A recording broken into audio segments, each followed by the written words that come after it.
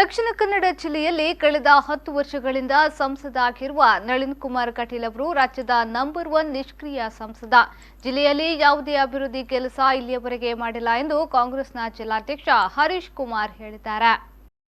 ಅವರು ಸುಳ್ಯದಲ್ಲಿ ಸುದ್ದಿಗೋಷ್ಠಿಯನ್ನ ಉದ್ದೇಶಿಸಿ ಮಾತನಾಡಿ, ಜಿಲ್ಲೆಯಲ್ಲಿ ಈ ಹಿಂದೆ ಹಲವು ಸಂಸದರು ಚುನಾವಣೆಯಲ್ಲಿ ಗೆದ್ದು ಅಭಿವೃದ್ಧಿ ಕೆಲಸವನ್ನ ಮಾಡಿದ್ದಾರೆ. ಆದರೆ ಕಳೆದ 10 ವರ್ಷಗಳಲ್ಲಿ ಜಿಲ್ಲೆ ಯಾವುದೇ ಪ್ರಗತಿಯನ್ನ ಸಾಧಿಸಿಲ್ಲ. ನಳಿನ್ ಕುಮಾರ್ ಕಟೀಲ್ ಅಭಿವೃದ್ಧಿಯ ಬಗ್ಗೆ ಕಾಳಜಿ ವಹಿಸುತ್ತಿಲ್ಲ. ಬಿಜೆಪಿ ಪಕ್ಷದಲ್ಲೇ ಅವರಿಗೆ ಅಸಮಾಧಾನ ಇದೆ. ರಾಜ್ಯದಲ್ಲಿ ಅತ್ಯಂತ ನಿಷ್ಕ್ರಿಯ ಸಂಸದ ಕಟೀಲ್ ಎಂದು ಹೇಳಿದ ಅವರು, ಕೇಂದ್ರದಲ್ಲಿ ಅಧಿಕಾರ ನಡೆಸುತ್ತಿರುವ ಎನ್ಡಿಎ ಸರ್ಕಾರ ಜನವಿರೋಧಿ ಸರ್ಕಾರ. 5 ವರ್ಷದಲ್ಲಿ ಜನರಿಗೆ ಯಾವುದೇ ನೆಮ್ಮದಿ ನೀಡಿಲ್ಲ ಎಂದರು. ಈ ದೇಶದ ಅಭಿವೃದ್ಧಿ ಶೂನ್ಯ. ಅಭಿವೃದ್ಧಿ ಬಗ್ಗೆ ಅವರು ಮಾತನಾಡೋದೇ ಇಲ್ಲ. ಚುನಾವಣಾ ಪ್ರಣಾಳಿಕೆಯ ಬಗ್ಗೆ ಅವರು ಮಾತನಾಡುವುದಿಲ್ಲ. ಅವರು ಮಾತನಾಡುವುದು ಭಾವನಾತ್ಮಕವಾಗಿ ಮಾತನಾಡುವುದು ಬಿಟ್ಟರೆ ಈ ದೇಶದ ಅಭಿವೃದ್ಧಿ ಬಗ್ಗೆ ಜನರ ಬಗ್ಗೆ ಚಿಂತೆಯನ್ನೇ ಮಾಡುವುದು. ಇನ್ನು ಜನಾರ್ದನ ಪೂಜಾರಿಯವರ ಬಗ್ಗೆ ಶಿಸ್ತು ಕ್ರಮ ಕೈಗೊಳ್ಳಬೇಕು ಎಂದು ಜೆಡಿಎಸ್ ಆಗ್ರಹದ ಬಗ್ಗೆ ಉತ್ತರಿಸಿದ ಅವರು, ಪೂಜಾರಿಯವರು ರಾಷ್ಟ್ರ ನಾಯಕರು, ಅವರ ಮೇಲೆ ಶಿಸ್ತು ಕ್ರಮ ಕೈಗೊಳ್ಳಲು ನಮಗೆ ಅಧಿಕಾರ ಇಲ್ಲ.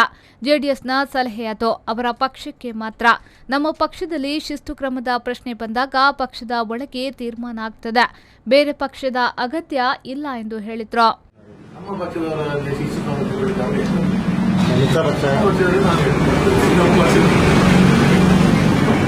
ಸಮ್ಮಿಶ್ರ ಸರ್ಕಾರ ನಮ್ಮ ಸ್ನೇಹಿತರು, ಎರಡು ಪಕ್ಷಗಳು ಒಟ್ಟಿಗೆ ಮಾಡ್ತಿದ್ರು. ಆದರೆ ಶಿಸ್ತು ಕ್ರಮದ ಪ್ರಶ್ನೆ ಬಂದಾಗ ನಮ್ಮ ಪಕ್ಷದವರಿಗೆ ನಾವು ಡಿಮಾಂಡ್ ಮಾಡಬೇಕಲ್ಲ, ಅವರು ಡಿಮಾಂಡ್ ಮಾಡಿದ್ರೆ ಅರ್ಥ ಇಲ್ಲ ಅಂತ ನಾನು ಭಾವನೆ.